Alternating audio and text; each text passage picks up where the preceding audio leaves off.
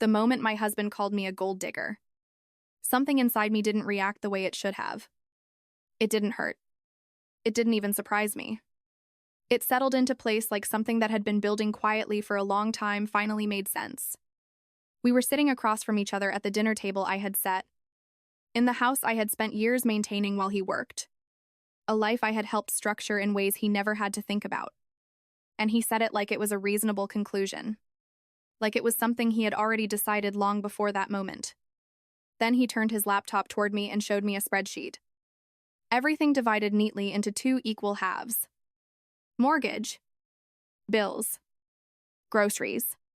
Every part of our life reduced to numbers that ignored everything I had contributed, that couldn't be measured that way. We need to start splitting everything 50-50, he said. Calm, controlled, like he was offering something fair.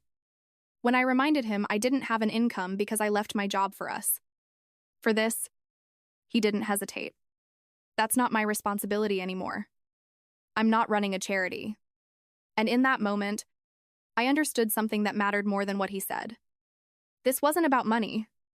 It was about removing me from something I had helped build without making it look like he was the one doing it. I agreed immediately. And that was the part that changed everything, even if he didn't realize it yet.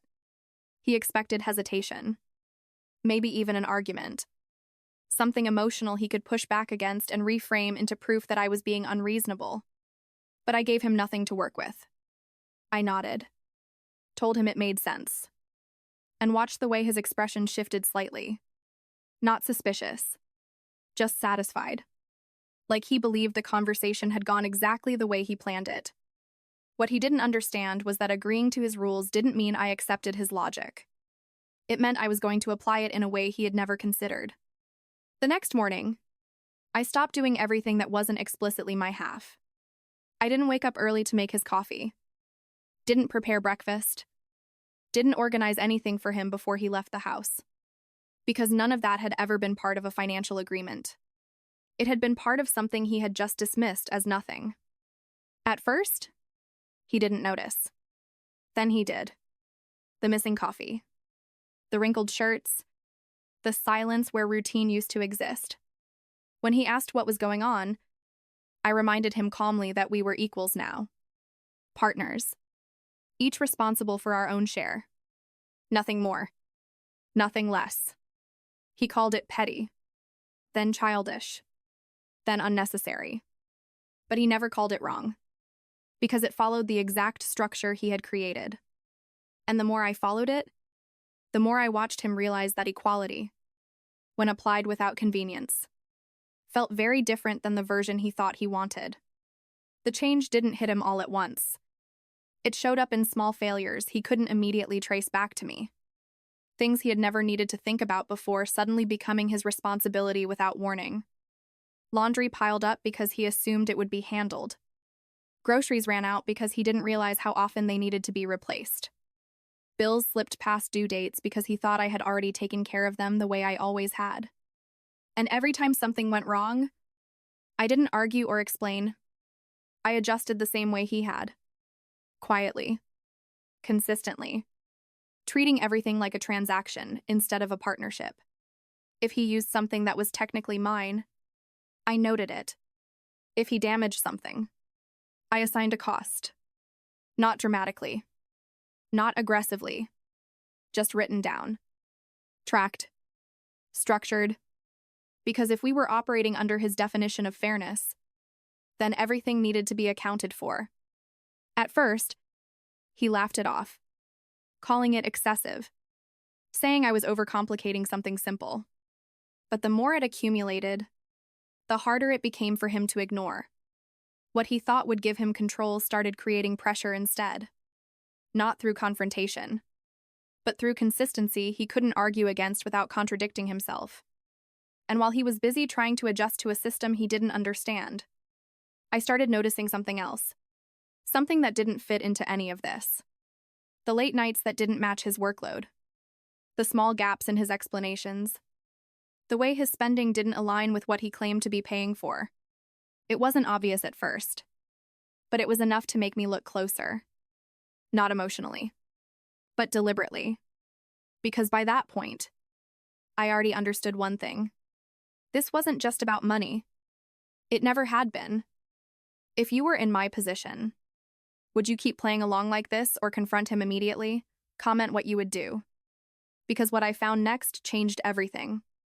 I didn't confront him when I found the transfers. Because by that point, I understood that reacting too early would only give him space to adjust, to explain, to reshape what I was seeing into something smaller than it actually was. Instead, I watched. The payments weren't random. They were structured, consistent, sent on specific days each month like obligations rather than favors, labeled in ways that looked harmless unless you knew to question them. Support. Emergency. Words that sounded temporary but repeated often enough to become permanent. It didn't take long to trace them back to her. His ex. The one he had described as unstable. Someone he had claimed to have cut off completely. Someone he framed as part of his past so cleanly, I had never thought to question it. That was the version he gave me. The real version was simpler and much more deliberate. He hadn't let her go. He had reorganized her into a different part of his life. One that existed quietly alongside ours. Funded by the same resources he was now trying to restrict me from accessing. And suddenly, everything he had said at that dinner made sense in a way it hadn't before. This wasn't about fairness. It wasn't even about control in the way I first thought. It was about redistribution. He wasn't trying to save money. He was trying to move it. Away from me. Toward her. And once I saw that clearly, the situation stopped being emotional entirely. It became structural. Because this wasn't just a bad decision or a selfish moment. This was a system he had built, maintained, and expected me to support without ever realizing it. And systems like that don't collapse from confrontation. They collapse when you remove what they depend on. I didn't change anything immediately after that. And that was what allowed everything else to fall into place exactly the way I needed it to. On the surface, nothing looked different. I still followed his rules. Still treated everything like a transaction. Still let him believe he was the one controlling how this was going to play out. But underneath that, I was building something else. Quietly. The same way he had. I started documenting everything. Not just the expenses inside the house, but the transfers outside of it. Every payment. Every inconsistency. Every gap between what he said and what actually existed. And once I began putting it all together, it stopped looking like a series of bad decisions and started looking like a pattern he had been maintaining for much longer than I had realized. Which was why I didn't confront him when he finally escalated things. When he filed for control of the house, claiming I had made the environment unlivable. I didn't react emotionally, even though that was clearly what he expected. Instead, I agreed to let the process move forward. Because by that point, I understood something he didn't. He thought this was still a negotiation. I knew it wasn't. By the time we stood in front of a judge, everything he had built was already exposed in a way he couldn't adjust to in real time. His version of fairness. His financial arguments. His justification for restructuring our lives. All of it depended on selective information. And once that selection was removed, once everything was presented as a complete structure instead of isolated pieces, it stopped making sense even to him. And that was the moment where control shifted. Not loudly. Not dramatically. But permanently. By the time everything was finalized, there was nothing left for him to negotiate. Not because I had taken anything from him, but because I had removed myself from the system that made everything he depended on possible in the first place. The version of control he thought he had built only existed as long as I was maintaining the parts of it he never understood. And once that was gone, everything else started to fail in ways he couldn't fix fast enough to recover. The house he tried to claim became a liability instead of an asset. The financial balance he thought he was protecting collapsed under the weight of obligations he had hidden. And the second life he had been quietly funding no longer had anything supporting it once the structure behind it was exposed. When the judge reviewed everything, not just his version, but the complete picture, the decision didn't feel like a victory.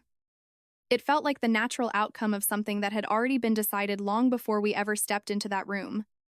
He didn't argue at the end. He didn't try to explain or justify anything, because there was nothing left to adjust. No version of this where he could reshape what had already been made visible. The last time I saw him, he didn't look angry or defeated. Just smaller.